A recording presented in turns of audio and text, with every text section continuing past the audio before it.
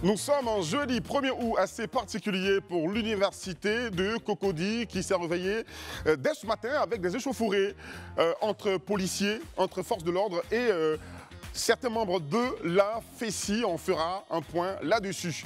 Aussi, nous sommes l'an 1 de la disparition du président Henri Konan Bédié. Que gardons-nous de l'homme? Une note de musique est prévue ce soir dans cette émission avec notre invité Lago Tapé Seya alias Luxon Pado. Voici entre autres quelques sujets au programme de ce talk des vacances. Bonsoir à tous, bienvenue.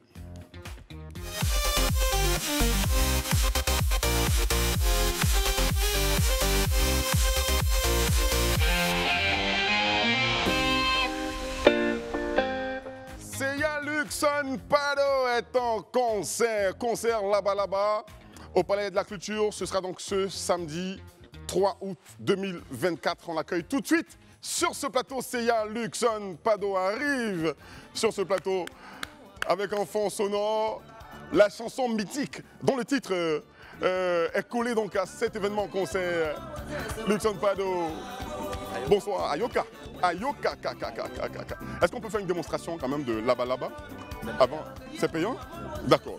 C'est comme ça que vous êtes arrivé gratuitement, donc on va faire ça ensemble. Hein? Comment on bouge?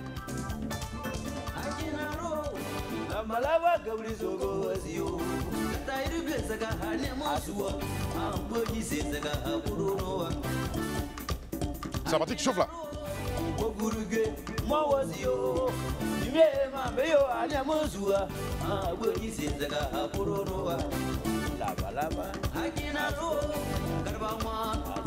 La partie là-bas, ça vient pas maintenant? Doucement.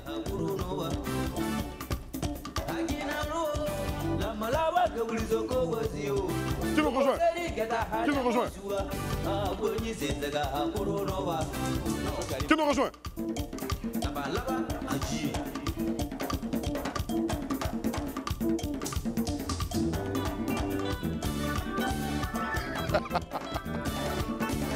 C'est ça, non? Ouais. On applaudit Seya Luxon Pado. Merci d'être avec nous sur ce plateau. Pour vous installer par ici. Et nous, on rejoint notre place pour continuer cet entretien avec Seya Luxon Pado. C'est un bonheur donc, de l'avoir avec nous ici, donc l'enfant de Taïragué. C'est son village natal. Ouais. Voilà un bon BT pur sang qui est avec nous ce soir, juste à côté de nôtre d'ailleurs. Bon, on m'a dit de ne pas insister sur ce genre de choses. Alors, bonsoir à tous. Bonsoir. Bonsoir à tous. Comment ça va? Tranquille. D'accord, très bien. Pour la démonstration, hein, on ne savait pas que tu avais ce talent-là en tout cas. Bravo. Je suis fort, non? Oui. Tu pourrais faire comme moi? Ça, c'est un autre sujet. C'est un autre sujet. Goï, Arnaud. Bonsoir Eric, bonsoir à tous nos téléspectateurs et tous ceux qui nous suivent sur Internet. Très bien. Et puis, Cuier, Gandhi. Ouais, ça va, à merveille, ça se sent quand j'ai devant moi une belle demoiselle comme Aïcha Crépi, en fait, ça me fait caler. D'accord. Avec le sourire, très belle. C'est celle-là même qu'il salue toujours de façon particulière et excentrique. On ne sait pas trop pourquoi, mais bon, on le saura forcément un jour. Gaël, oui. on est très heureux de te revoir sur ce plateau, Gaël. Bien sûr, déjà félicitations pour les pas tout à l'heure. Je me suis embrouillé. Ce que j'ai fait là, arrêter de me faire passer pour un grand danseur. Bon. Bonsoir Eric. Bonsoir. Et bonsoir à tous les téléspectateurs de Live TV. Très bien. Seya Luxon Pado. Oui. Encore une fois de plus, bonsoir. Merci. Le vieux.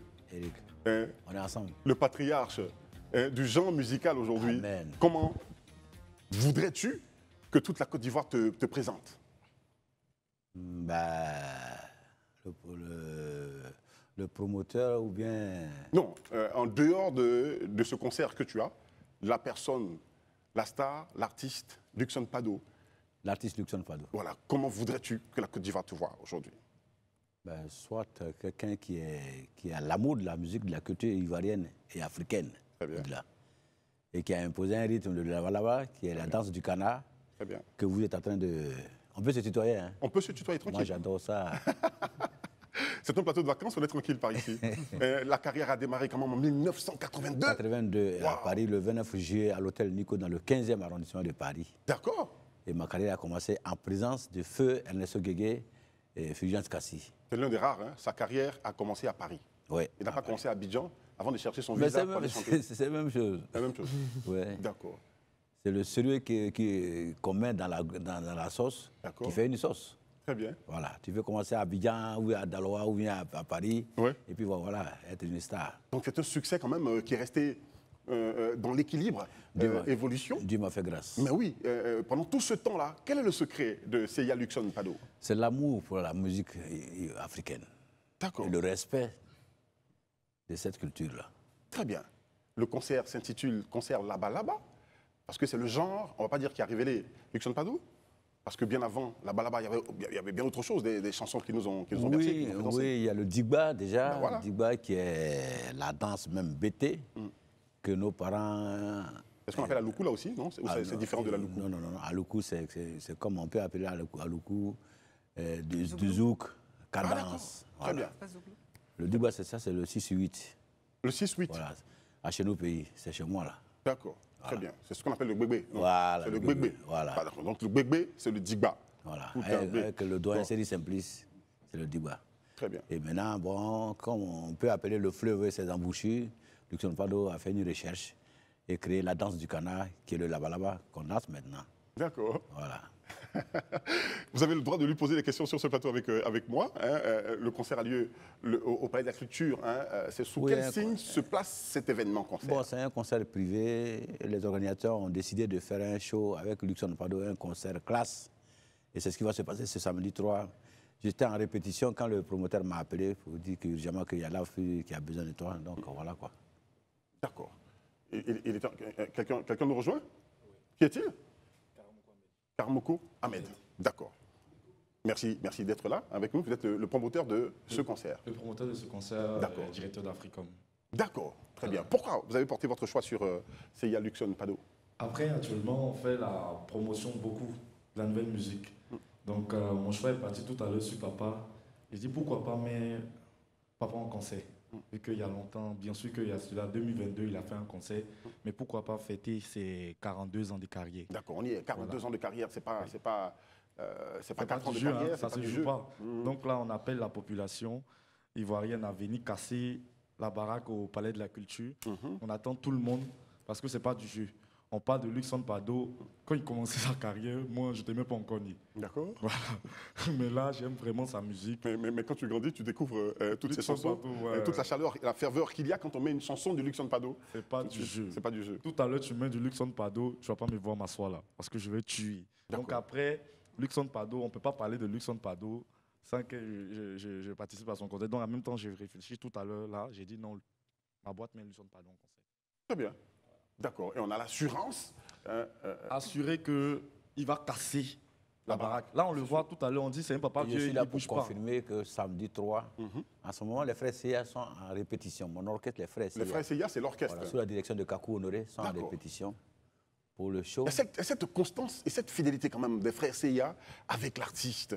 Quel est le secret? Quel est le secret de cette solidarité, de cette fidélité? Ça fait longtemps que ça... Oui, j'ai baptisé l'orchestre les frères Seya pour qu'on se comporte comme si on était une En famille. toute fraternité, c'est Voilà, donc c'est comme ça, c'est ça qui fait que la durée de cet orchestre que j'ai créé depuis 1985. ça. D'accord. Voilà, 2 ans seulement après le lancement de la carrière. voilà. Luxon Pado, on ne parlera pas que musique ici. Hein. Aujourd'hui, Luxon Pado observe tout le paysage culturel, je veux dire politique, économique, tout ce qui se passe en Côte d'Ivoire. Hein. Donc on est à l'approche de la célébration de l'indépendance de la Côte d'Ivoire.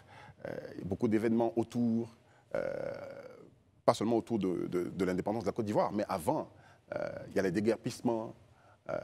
Il y a ce qui s'est passé ce matin donc, à l'université de Cocody. Comment le patriarche que vous êtes, vous qui connaissez tant la Côte d'Ivoire, quelle lecture vous faites de tout ceci aujourd'hui? Moi, je pense que c'est des thèmes, c'est des aspects que je ne maîtrise pas trop. D'accord. Voilà, moi, Vous je voulez suis rester là, purement culturel voilà, et musical. je suis là D'accord. pour prendre rendez-vous avec les friands de la musique tadi moderne. Mais nous, on est sûr quand même que vous avez la verve du concitoyen, un citoyen ivoirien qui observe tout ça et qui très certainement a déjà voté. Vous avez déjà voté? J'ai toujours voté, je suis un citoyen. Il a toujours voté. Hein. Donc il est sur la liste électorale, il a toujours voté, c'est un citoyen. D'accord. Il faut lancer, ce n'est pas le dernier mot, hein, mais il faut lancer un appel quand même à tous vos fans, toutes ces personnes-là qui vous aiment et qui vous regardent. qui ont envie de venir à ce concert. Donc, Je donne rendez-vous samedi 3. Je suis à l'aise quand je suis en face d'une belle dame. Ah, j'ai D'accord. beaucoup de compliments aujourd'hui. Très belle. C'est la nouvelle coupe. Donc, on aurait pu vous mettre juste à côté d'elle. Non. La regarder encore mieux. Parce que si nous deux, on se met... flattez, monsieur Oui, Pado. je la vois Vous pas. flattez. Comme ça, là, je la vois mieux. Donc, je vous invite, les amis. Surtout les femmes. Voilà, rendez-vous le samedi 3. Claire comme elle.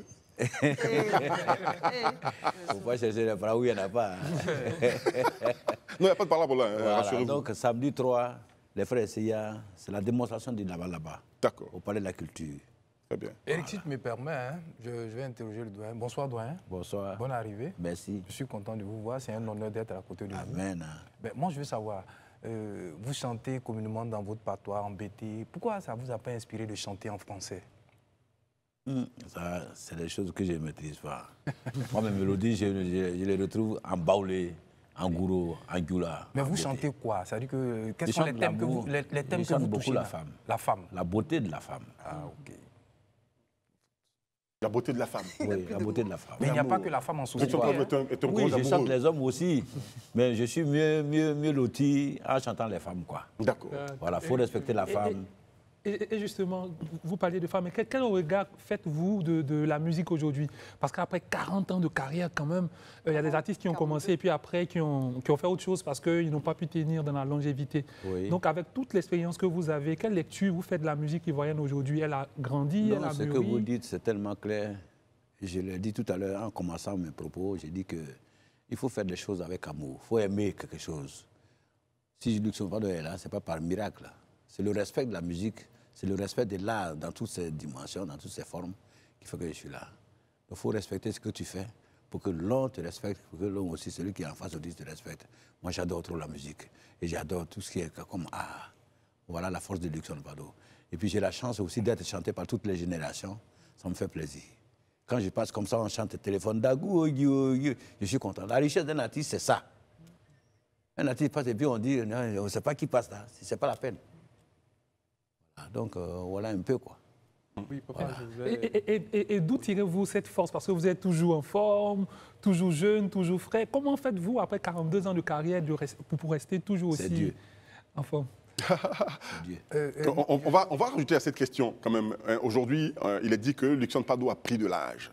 Est-ce qu'il pourrait nous rassurer? Parce qu'on connaît le clip mythique dans lequel il est torse nu, affichant une belle poitrine avec, avec tout ce qu'il y a dessus, avec toute la fourrure qu'il y a dessus. Est-ce qu'aujourd'hui, Luxon Pado est capable de... Est-ce que les fans auront droit à ça au Palais de la Culture? Rendez-vous samedi 3 au Palais de la Culture. On va faire la démonstration. D'accord, rapidement. Papa, je voulais poser une question. 42 ans après. C'est 40 ans après. 40 ans? Ah, j'ai compris 42. 40 ans, 2022, on a 40 ans. compris 42. 40 ans, allons-y. 27, 45 ans. Donc, C'est pas grave, il ne faudra pas les D'accord. calculer. 40 ans, c'est... comment vous pouvez analyser votre carrière? Vous pensez qu'elle est réussie? Pour moi, c'est... Auriez-vous des regrets à certains niveaux? Non, c'est bon, positif. Vraiment, je suis positif. Aucun Tout ce que regret. Dieu fait est bon. Donc, voilà quoi. Mais à qui laissez-vous votre héritage? Parce qu'il y a toujours Non, un je suis Il n'est pas en train de Je suis partir. l'enfant de Il n'est pas en train de... Voilà, c'est comme ça. C'est pas le concert apothéose de la carrière, non, pas du tout. C'est un concert qui pourrait annoncer Non, notre... les héritiers viennent d'eux-mêmes. Parce que dans la musique, on ne force pas. Ok. Voilà. Très bien. Par amour de la chose, tu peux devenir un grand artiste. Très bien. Ou même tu peux aller à l'école de musique et puis ne pas réussir. Moi, je n'ai pas été à l'école de musique. J'ai appris ça sur le temps. D'accord. Voilà, ça avance. Merci beaucoup. Très cher promoteur. Après, si vous me permettez, je voudrais Rapidement. dire vraiment merci à Live TV voilà, qui nous soutient sur ce concert. Parce que vraiment, c'est pas facile d'organiser un concert Très bien. avec les branches qui sont là. Mais Live TV vraiment est toujours là. Je dis merci vraiment à M. Fabrice Aougnon. Comment qui faut-il donne, se procurer les tickets et à Voilà, combien et tout les ça? tickets sont à 30 000 et 100 000 100 000. francs. 30 000 francs et 100 000 francs. 100 000 pour Donc on les attend VIP. tout le monde au Palais de la Culture. Et je compte dire Laquelle des merci aussi salles? à tout le monde. La salle Louga François. D'accord. Voilà, on attend tout le monde.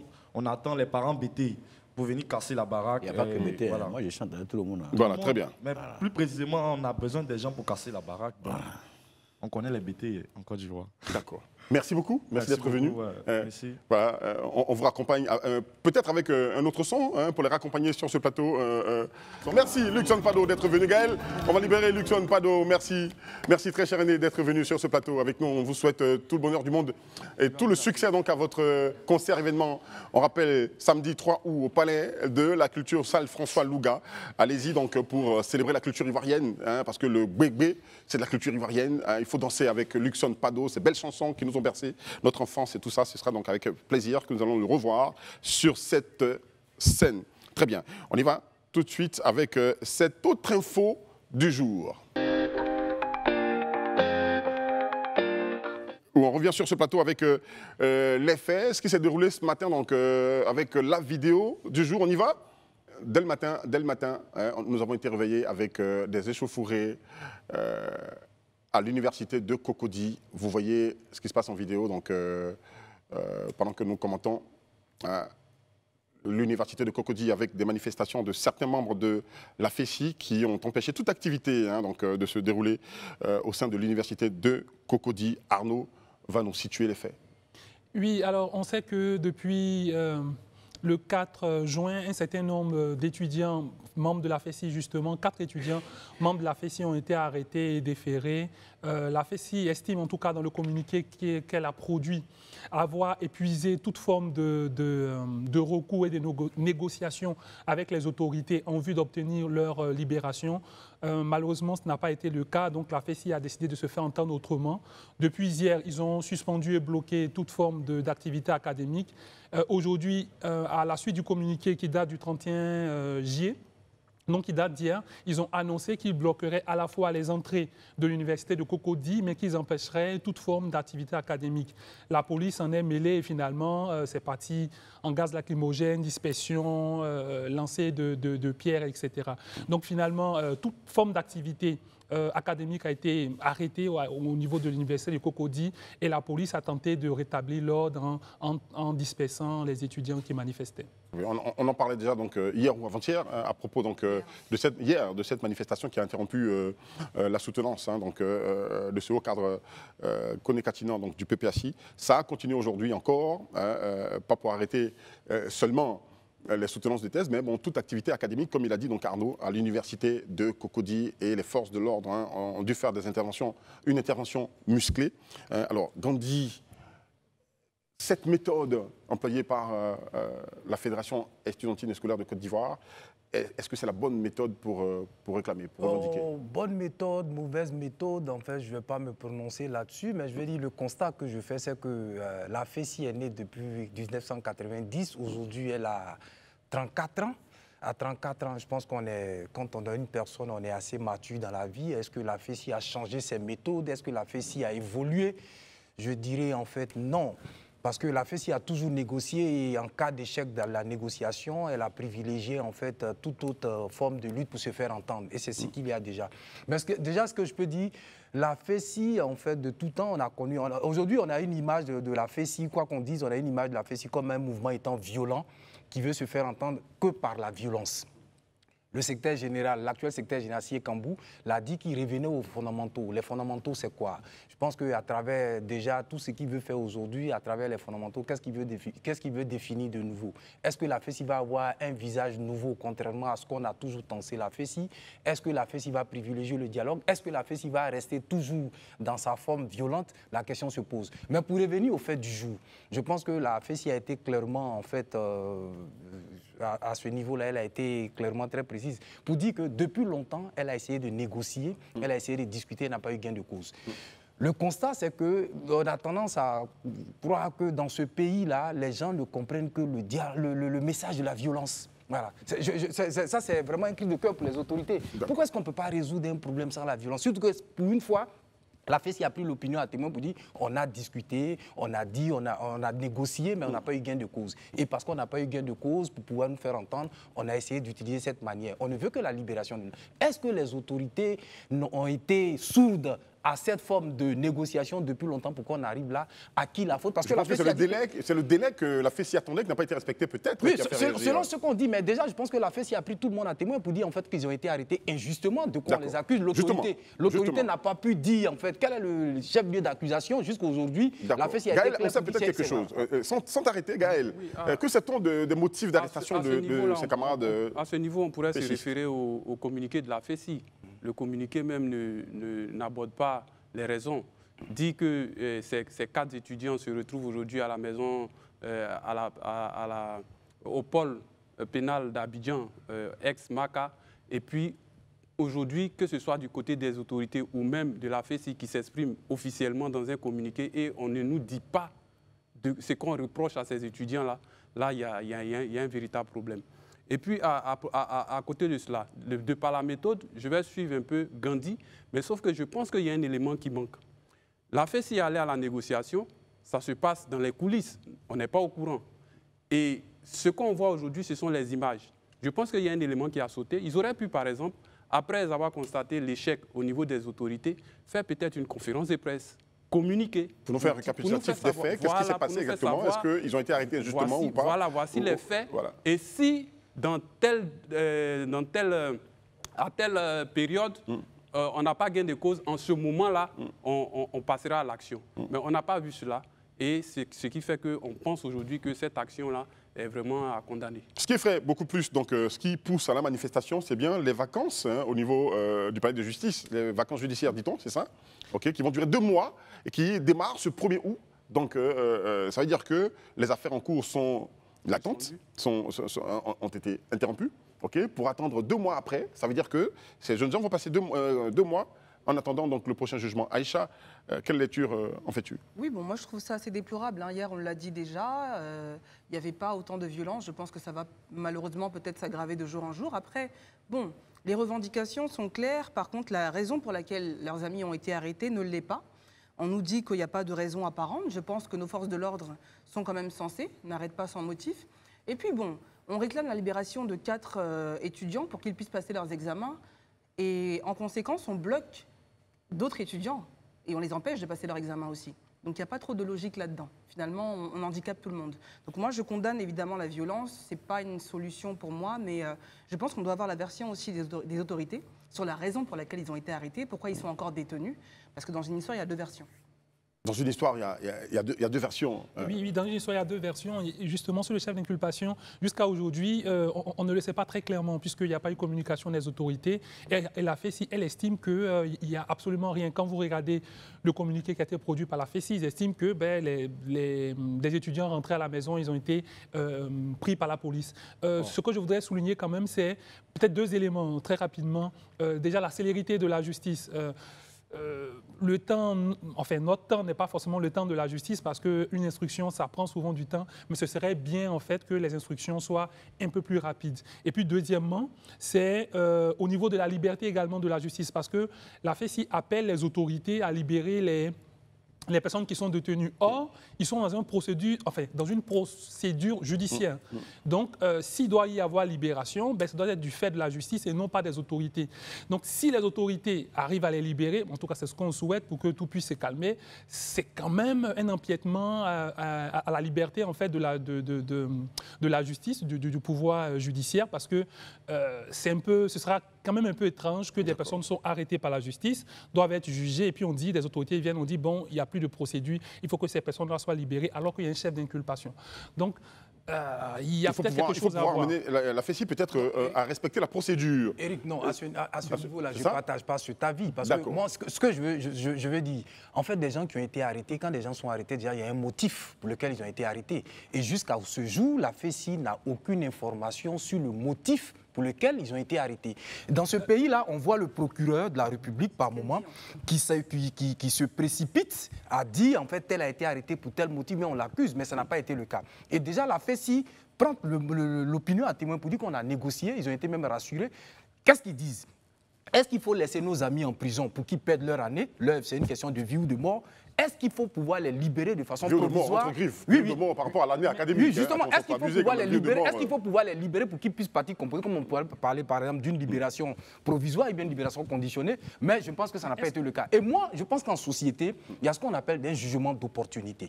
Voilà. Pour la circonstance, je pense que si la FESI dit par exemple qu'elle a négocié, ce n'est pas des gens qui sont allés tuer des gens, ce n'est pas des gens qui sont allés faire des braquages. Mais je pense que c'est à cela qu'on devait attendre les autres. C'est là qu'on devait avoir. Oui, mais c'est là. Non, ce n'est pas l'infraction. Quelle est la procédure au niveau de la justice quand il y a une affaire? Mais c'est en cela que l'autorité. Quelle est la procédure? C'est l'autorité qui devait pouvoir parler. Et la FESI ne dit pas. Je ne suis pas en train de défendre la FESI. Moi, j'ai beaucoup de reproches à faire à la FESI. Sur ce tout le monde sait. J'ai beaucoup de reproches à faire à la FESI dans l'interne. Mais je veux dire que sur ce qui est extérieur, la FESI a donné en fait sa version, c'était à l'autorité de donner aussi sa version. Mais au-delà de tout ça, moi ce que je veux dire, quand on voit les politiciens, on voit souvent les transporteurs, j'ai l'impression que les gens aiment toujours la violence pour pouvoir entendre. C'est-à-dire qu'on a toujours tendance, parce que c'est après ces manifestations qu'ils vont libérer les étudiants, alors qu'on pouvait le faire. Incognito même, on pouvait éviter ça. C'est vrai que la FESI,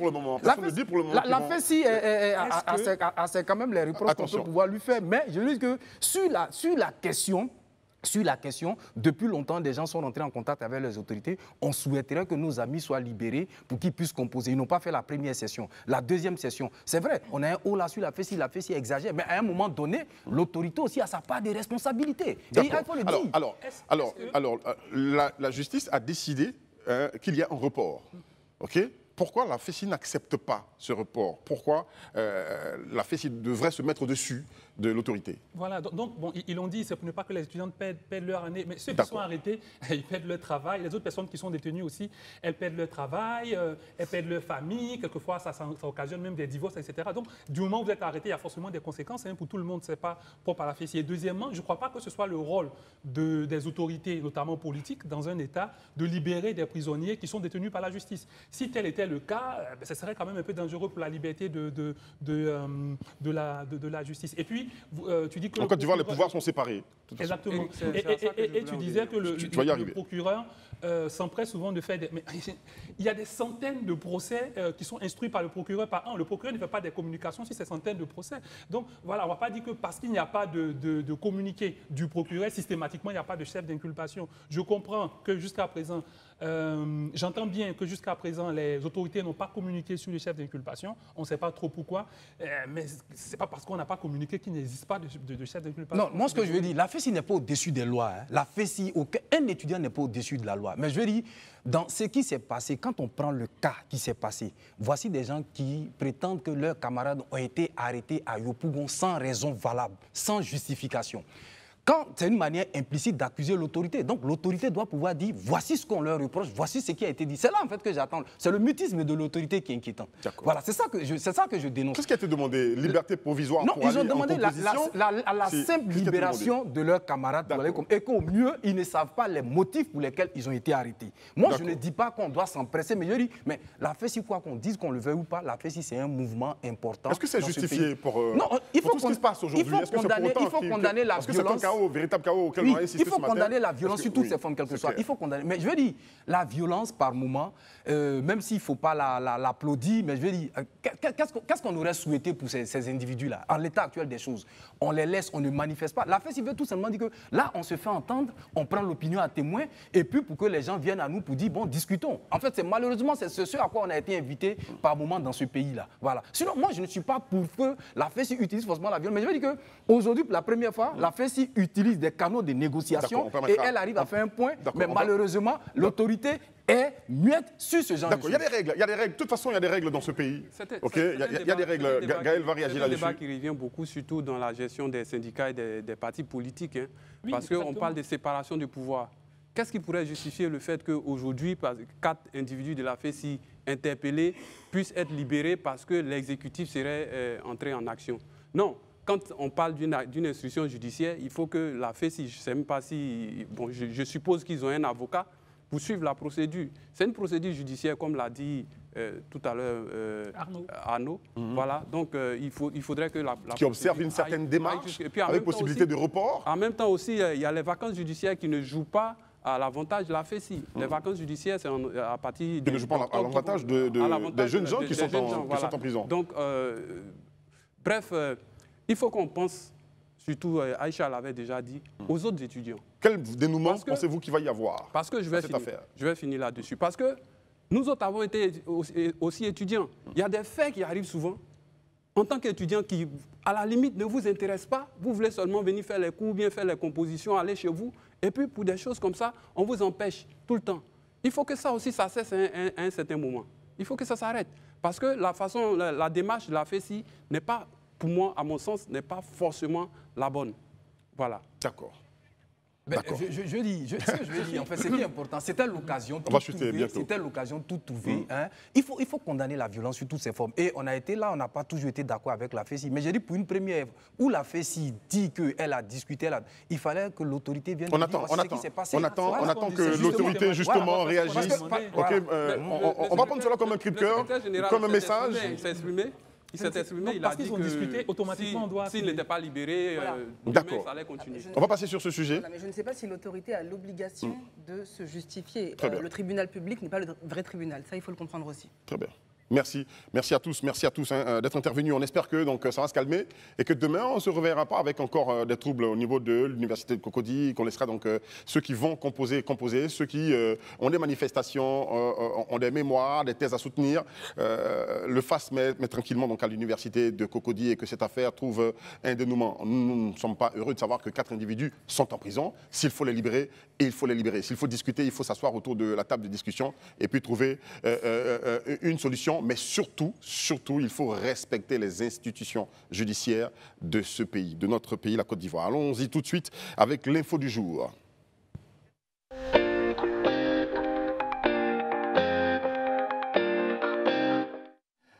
L'info du jour, c'est bien donc, le décès, du président Henri Konan Bédié, 1 an après. Que retenir de l'homme? On va faire un tour de table ici donc, pour en parler et demander à Goï Arnaud de nous rappeler la biographie de l'homme politique.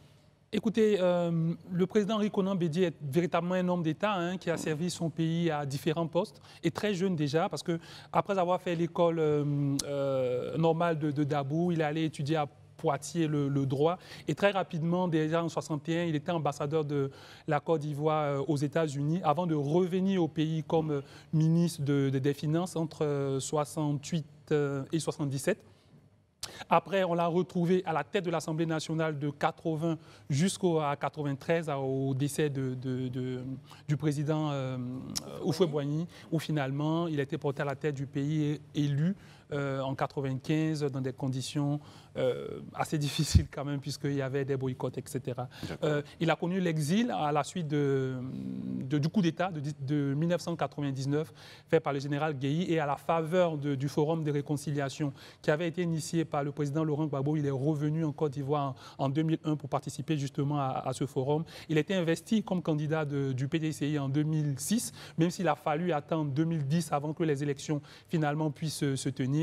Élection qui n'a malheureusement pas gagné. Il s'était plaint un moment et finalement, il a rallié le candidat Alassane Ouattara, qui aujourd'hui est président de la République. Il a tenté une candidature également en 2020, après avoir soutenu le candidat Alassane Ouattara à nouveau en 2015, à la suite de l'appel de Daoukro de 2014. En 2020, il a été candidat, même s'il n'est pas allé jusqu'au bout, parce qu'il y avait un certain nombre de contestations du processus. Et puis finalement, il s'est éteint à l'âge de 89 ans, le 1er août. Un grand homme politique avec beaucoup de valeurs humaines, on en parle, de ces valeurs humaines avec Gaël. Oui, je vais parler de l'homme. De mon jeune âge, j'ai eu la chance de le côtoyer plusieurs fois en 2018 et 2020. Je peux dire que c'était quelqu'un qui était vraiment très généreux. Vous ne pouvez pas aller chez le président Bédié sans trouver des foules. Et tous ceux, anecdotes, on vous dira que de tous ceux qui venaient chez le président Bédié, vous n'alliez jamais chez vous les poches vides. D'accord. C'était quelqu'un. On va faire la somme de tout ce que vous avez eu là-bas. C'était quelqu'un qui, surtout à Daoukro, faisait beaucoup pour la jeunesse. J'ai cru avoir des chiffres à un moment. Il s'occupait de près de 300 étudiants l'année. C'est quelqu'un qui était beaucoup très ouvert, très humain. Voilà, ouais. Je vais le dire. Et politiquement, avant de laisser la parole, je vais rappeler une date. Le mercredi 11 novembre 2020, on s'en souvient, quand on parlait des CNT, et le pays était encore en train d'aller dans les travers de 2010, c'est lui qui est allé rencontrer le président Ouattara à l'hôtel du Golfe, où au moment où c'était vraiment chaud, personne n'avait compris ce truc au niveau de l'opposition, mais il a dit qu'il fallait le faire, pour la paix. C'est un élément très important. Du coup, c'est un véritable héritage politique qu'il laisse derrière l'homme. Bien sûr, aujourd'hui encore, on pourra remarquer qu'au niveau du dialogue politique, je vais dire que la machine est grippée parce qu'il n'est pas là. Quand il était là, c'est lui qui boostait le dialogue politique. Est-ce qu'on peut le dire quand même que la machine est grippée? Est-ce qu'on peut le dire, Aïcha? Moi, je rends hommage évidemment à ce grand monsieur qui fait partie des dinosaures politiques que la Côte d'Ivoire a connus, un père de la nation, effectivement. J'étais sur place ce matin en ma qualité de journaliste au siège du PDCI et justement le chef de son cabinet, le directeur de cabinet, pardon, m'a affirmé que la dynamique est là, que tout va bien, contrairement à ce que je viens d'entendre, et que ça promet pour la suite. Alors moi, je voulais quand même souligner le fait qu'il a été un homme de paix, c'est ce que j'ai entendu ce matin, auprès des passants, auprès de son parti, et puis on m'a dit aussi qu'il avait beaucoup d'amour pour le pays. Voilà. Donc un homme de paix, beaucoup d'amour pour son pays, et on le connaissait aussi comme un fin stratège. Nous, les plus jeunes, que lui, on va dire, on a grandi aussi avec l'histoire d'Henri Konan Bédié, l'histoire de ses stratégies, l'histoire de son amour pour la paix, le réconciliateur, le fédérateur. Donc on rend hommage à ce grand homme qui a quand même vécu presque 100 ans. C'est beaucoup. C'est beaucoup. Revenons sur cet héritage. Moi, ce que je peux dire, en fait, le président Henri Konan Bédié, c'était aussi un intellectuel. Il était économiste, il était aussi avocat.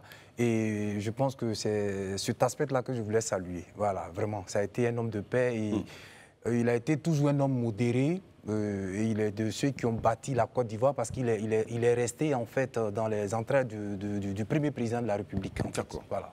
Ouais, il est resté fidèle et il y a justement un élément qui m'a marqué dans sa vie, c'est sa vie personnelle également, avec sa femme Henriette donc, qui louait à chacun de ses discours. On se rappelle que même à plus de 80 ans, il continuait à la louer et il disait une fois qu'avec elle, il n'y a pas de gourmet. Donc, après de longues années de mariage, arriver toujours à célébrer sa femme, je crois que c'est quelque chose d'assez unique. C'est quelque chose d'assez unique. Ouais. Quand j'ai parlé de machine grippée, je ne parle pas du PDCI pour Aïcha. Je parle plutôt du niveau du dialogue politique. Il y a eu la phase 1, 2, 3, 4, 5. Depuis un moment, on n'en parle plus. Le PPACI même réclame, je pense, sur l'histoire de remettre le nom de Gbagbo sur la liste électorale. Il faut un dialogue politique. Si le président Bédié était là, je pense qu'à ce niveau-là, on aurait eu au moins la phase 6. On aurait eu la phase 6? La phase 6. De toute façon, on est resté à la phase 5. On ne sait pas à quel moment ça arrive. D'accord. Un an après son départ, son décès, est-ce qu'on peut dire que le président Henri Konan Bédié manque à son parti politique? Je dirais oui et non. Il manque à son parti politique parce qu'une vie humaine est une vie humaine, de par la présence, c'est vrai. Mais je vais dire non parce que déjà le PDCI a su être un grand parti qui a pu le remplacer, en fait, sans qu'il n'y ait en fait trop de palabres. Voilà, physiquement, parce que la disparition d'un être cher, un dinosaure comme lui, ça fait toujours mal. Mais je pense que le PDCI a réussi quand même, en fait, ce passage-là, le remplacer sans heurts, en fait, sans violence, comme on l'a constaté dans les autres partis. Voilà. Donc je pense qu'il a été un homme, même s'il n'avait pas déjà désigné son héritier, parce que de son vivant, mais ça a été plus facile, en fait, contrairement à ce qu'on avait pensé, en fait. Voilà. De par son éducation et de par sa philosophie, je pense que les militants du PDCI sont restés dans cette donne-là. Très bien. Merci. Merci à vous tous. C'est là qu'on va marquer une pause. À tout de suite. Nous sommes de retour sur ce plateau après le JT présenté par Isabelle Vauvor. Elle a fait le tour de l'actualité en Côte d'Ivoire et à l'international. Nous avons longtemps discuté en première partie de cette émission donc, des échauffourées à l'université de Cocody aujourd'hui. Et la question qui est revenue donc, à maintes reprises sur ce plateau, c'est la question de la réaction des autorités. Eh bien, le ministère de la Justice, par le biais donc, du parquet de Yopougon, a pondu un communiqué qui nous est parvenu. Morceau choisi dans ce communiqué, les 4 étudiants, Veljda Abdul Kaliou, Guielbré Ibrahim, Zakwa Christ Josué, Iriebi Calix, interpellés le 4 juin au cours d'une bagarre rangée entre groupes d'étudiants armés de gourdins et de machettes. Une information donc a été ouverte le 7 juin à leur encontre pour trouble à l'ordre public et détention d'armes blanches. Ils ont été placés sous mandat de dépôt et encourent une peine allant de 3 à 5 ans. Et le procès qui devait donc avoir lieu le 31 juillet a été reporté au 16 octobre. C'est en substance le communiqué que nous avons reçu. On en parlera donc dans d'autres, peut-être vendredi ou lundi. En tout cas, affaire à suivre. Voilà, poursuivons cette émission. J'ai sûr un invité, notre invité nous a rejoint sur ce plateau. C'est bien Monsieur Rodrigue Liabi, président de la plateforme Côte d'Ivoire, notre centre d'intérêt, et c'est le deuxième invité du jour. C'est ton habitude dans le plateau. Hein? Ouais, qu'est-ce que vous prévoyez? Bonsoir. Bonsoir. Très bien, merci d'être avec nous. Bonsoir à tout le monde sur le plateau. Très bien. Qu'est-ce que vous prévoyez le 6 août? Nous sommes juste venus rappeler et pour alors donner l'information à ceux qui nous écoutent maintenant, selon laquelle ce mardi 6 août, à partir de 10h, nous sommes au Parc des Expositions pour la présentation officielle d'un livre-album et d'un film documentaire en hommage au président de la République, son Excellence M. Alassane Ouattara. Très bien. Alors, quel est l'objectif de cette belle initiative? Non, l'objectif, c'est juste rappeler à l'esprit de tout le monde qu'en 2011 et maintenant, beaucoup de choses ont changé en Côte d'Ivoire. Et comme on n'a pas l'habitude de garder des choses en archives et de les rappeler aux générations futures, nous, on a bien voulu faire cela. Donc, le livre-album comprend toutes les réalisations du président de la République dans tous les domaines à travers la Côte d'Ivoire. Et le film documentaire est un condensé d'une 50aine de témoignages des personnes qui parlent de l'homme Alassane Ouattara. D'accord. Peut-être cherche-t-on un positionnement par rapport à cette communication de façon personnelle? Non, du tout. Nous avons nos activités que nous menons au quotidien. Et voilà, aujourd'hui, on présente ce projet-là pour que tout le monde voit ce qui se passe en Côte d'Ivoire. D'accord. Pour nous faire un point sur l'organisation à ce jour? Oui, tout se passe très bien. C'est un événement qui va se faire en 2 configurations. Donc, à partir de 10h, nous sommes au Parc des Expositions. Et le soir, à 20h, à l'Espace Laguna, nous avons un concert gratuit avec plusieurs artistes, donc Kérosène, Roselyne Layo, de Bordeaux, Petit Denis. Et voilà, une trentaine qui seront là pour faire la fête. Et puis ensemble, on va voir le 7 août à partir de minuit. Et ça sera l'indépendance de la Côte d'Ivoire. Vous êtes soutenu par des autorités non des moindres, on peut en parler donc. Oui, bien entendu. Ces autorités nous accompagnent parce qu'apprécient l'initiative que nous avons. Et puis nous pensons que c'est de bonnes guerres également. C'est de bonnes guerres? Bien sûr. D'accord. Quand vous menez une activité et que vos autorités vous accompagnent, bien entendu, c'est bon. Maintenant, souvent, en Côte d'Ivoire, accompagner rime avec beaucoup de choses. Voilà, sinon, on a leur soutien. D'accord. Alors, bonsoir, Monsieur le Président, si je peux m'exprimer ici. Bonsoir. Qui sont les membres de cette plateforme? C'est des militants du parti au pouvoir? C'est des Ivoiriens de tous les partis politiques? C'est qui au juste? Du tout. Ce sont des citoyens ordinaires que nous avons au quotidien qui sont dans diverses activités. Nous nous sommes communicants, nous avons des artistes, des hommes de culture, des artisans et tout le monde, voilà, mais qui ne sont pas attachés à un parti politique. Très bien. Merci beaucoup d'être venu sur notre plateau. Ça a fait vite, mais bon, on a eu l'essentiel de l'information. Bien sûr. Merci et bon courage dans votre organisation. Merci. Et puis, on vous laissera des cartons d'invitation pour ceux qui veulent participer à la cérémonie le mardi 6 août. Très bien. Très bien. On sera très heureux donc d'y participer. Si d'autres personnes donc, sur ce plateau vont réagir donc, sur ce sujet. Sinon, merci d'être venu. Poursuivons cette émission avec nos prochains invités. On a beaucoup d'invités aujourd'hui sur ce plateau qui vont nous rejoindre tout de suite. Il va leur céder la place. C'est bien Michael Dougrou, administrateur des services financiers donc à la DGI, qui arrive. Et puis M. Djedjmel Akbar-Léonard, président de la coordination dignité de la direction de la direction générale des impôts, qui nous rejoignent maintenant sur ce plateau. Voilà. Vous avez entendu parler de cette série de grèves au niveau de la DGI, Aïcha? Oui, moi j'y étais. Lundi, j'étais sur place avec mon confrère Francis, que je salue. On est allé voir une déclaration. Une déclaration de la FESI DGI sur le préavis de grève des 31 juillet. Donc ça devait commencer hier, 1er et 2 août. Donc ce préavis a été levé par le président, monsieur... excusez-moi, Zédou Narcisse Zérayé. Très bien. Et donc, voilà, plusieurs dysfonctionnements ont été nommés avant ça, considérant je lis un petit peu la déclaration, pardon, rapidement. Bien sûr. Considérant la persistance du non-reversement des prélèvements de santé, l'insolvabilité incompréhensible de la MADGI, qui est l'organisme, la mutuelle en fait, de la DGI, entraînant d'une part l'incapacité de cette mutuelle à honorer ses engagements vis-à-vis des prestations de santé et leur partenariat aux grandes dames des agents et de leurs familles. Donc, il y a beaucoup de points, mais pour résumer, il y avait beaucoup de points de discorde qui ont apparemment trouvé leur accord ce lundi. Par contre, en face, on a un autre camp qui n'est pas forcément d'accord avec l'arrêt, la suspension de Très bien. Et justement, ils sont avec nous sur ce plateau. Bonsoir, messieurs. Bonsoir. Merci d'avoir accepté de nous rejoindre. Alors, dites-nous, qu'est-ce qui se passe, Monsieur Dougrou? Alors, merci de nous recevoir sur votre plateau. Alors, ce qui se passe, c'est que nous avons fait une coalition de syndicats, une coalition de fêtières, notamment la FESI-DGI et la CODI-DGI, pour aller revendiquer ensemble. Et nous avons des points communs de revendication au moment, en fait, où nous lancions un préavis de grève. Vous revendiquez quoi? On revendique, en fait, je veux dire, un meilleur système de santé. Aujourd'hui, les précomptes santé sont effectués aux agents des impôts, ne sont pas reversés aux prestataires, ce qui fait que les cliniques et les pharmacies rejettent les bons.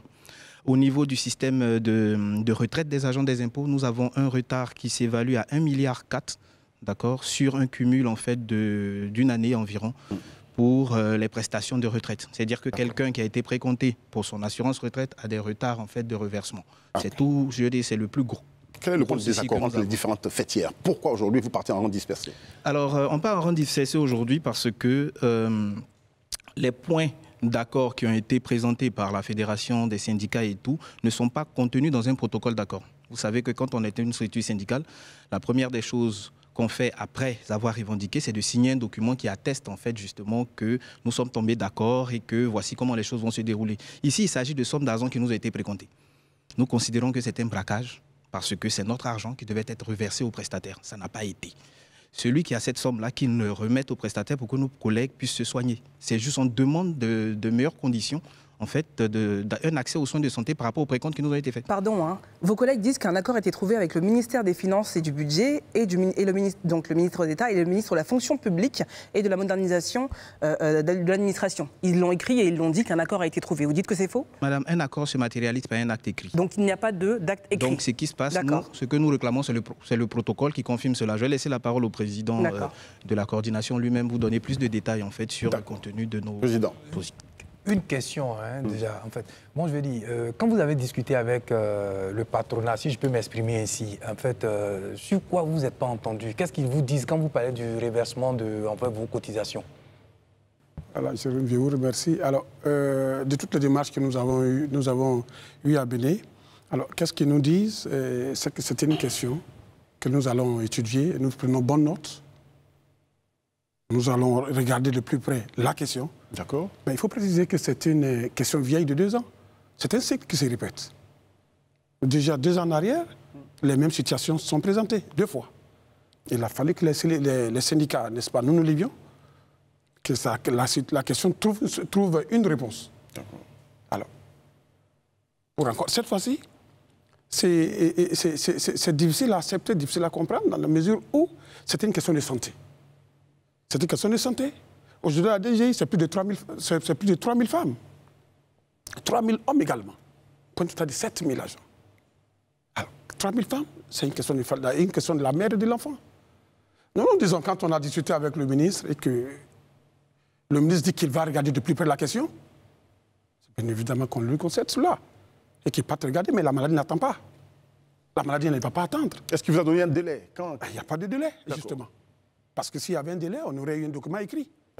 On aurait un accord, un protocole signé, qu'on allait brandir. Mais quand l'autre fêtière, il faut préciser, il l'a dit, nous sommes mis ensemble, les 2 fêtières, sur la seule et unique question de la santé. Sauf qu'il y en a qui maintiennent le mot d'ordre de grève. Et il y en a, voilà, il y en a qui lèvent. Ils lèvent alors que nous sommes dit, pour la question, c'est indiscutable, qu'on nous reverse nos cotisations. Mais ils ont été satisfaits sur quel point finalement pour justement, c'est la question que nous nous posons. Le mot d'ordre de grève. C'est la question que nous posons. Et comme nous avions émis 2 préavis de grève, par mesure de précaution, de prison, nous avons émis 2 préavis de grève. C'est-à-dire que les 2 fêtières ont émis 2 préavis dans le même ton, dans le même thème. OK? Alors, un préavis pour chaque fêtière? Oui. Mais pourquoi vous n'êtes pas ensemble? Mais justement. Si vous avez le même sujet de revendication. Mais justement, parce que s'attend les choses venir, nous nous sommes dit c'était plus prudent de... C'était plus prudent d'avoir 2 préavis. Et aujourd'hui, les faits nous donnent raison. Les choses nous donnent raison.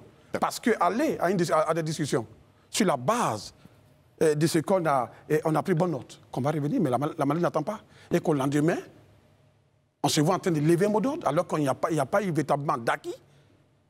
Ah ben les autres points, ça c'est pas un problème. On nomme un agent quand il est bien en forme, il est en bonne santé. C'est pas la situation que nous vivons. La question de la santé, qui est une situation, nous sommes clairement dit, cette question-là devait être réglée intégralement, n'a pas été réglée. Mais quand on lève un mot d'ordre, un préavis de mot d'ordre, alors que les pharmacies nous rejettent, Farah a écrit pour dire qu'elle ne nous reçoit plus. La pharmacie de l'aéroport me dit que vos bons ne passent plus là parce que vous ne payez pas.